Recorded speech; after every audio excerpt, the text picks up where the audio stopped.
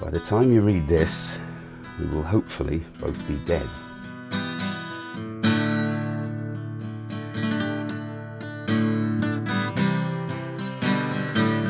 The first thing we'd like to say is that we're very sorry, but we don't see any other option. We don't feel that what we're about to do is cowardly or weak. Our desire to always be together supersedes all qualms we may have. We are writing this because we wish to document why we can't take this isolation anymore. Since Mandy's younger brother was imprisoned a year ago, we've had to become near recluses. At first, the only pain we lived through was the pain of the trial and the media coverage of it.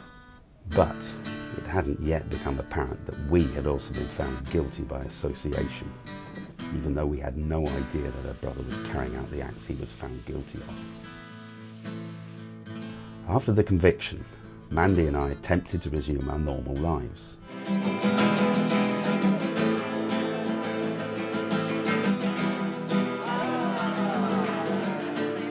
Mandy, happy anniversary, babe. We've just given you a line.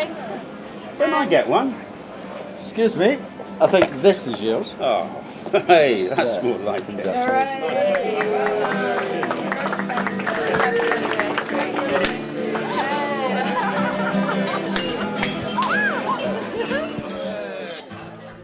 Luckily, we could both still work from home, and there was no let-up in our workload. This lasted for 2 weeks. My clients left one by one, explaining politely that they'd found a cheaper company or that they decided to switch to in-house or other platitudes. Mandy's customers all left too, using slightly adapted statements to those used on me. For the last year we've been living on our savings, and now we can't even find the money to pay the bills.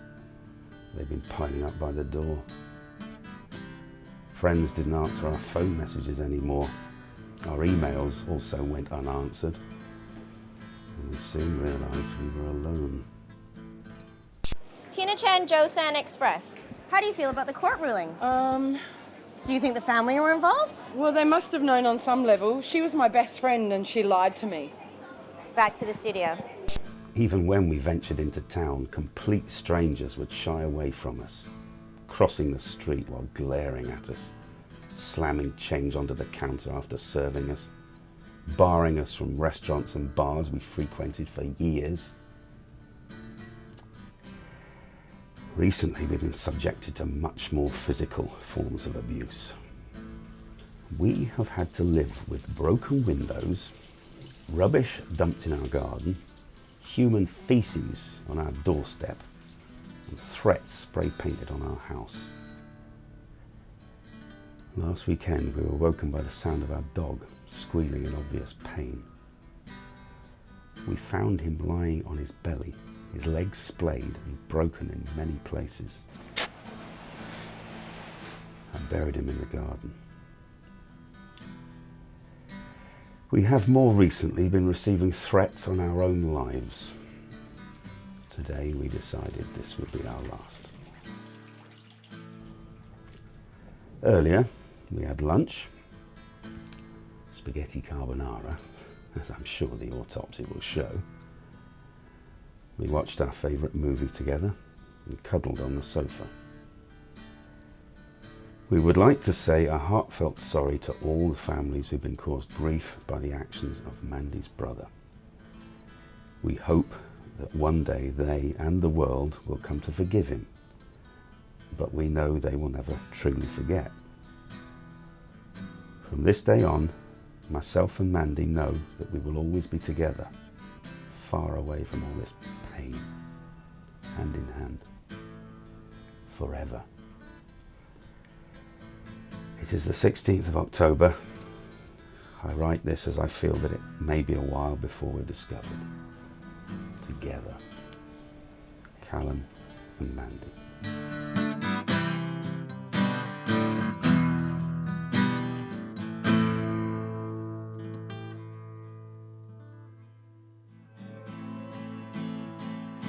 Nothing out in front except horizons. There's nowhere left to hide.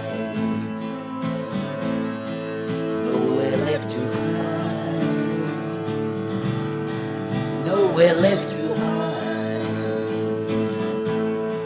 nowhere left to hide, nowhere left to hide,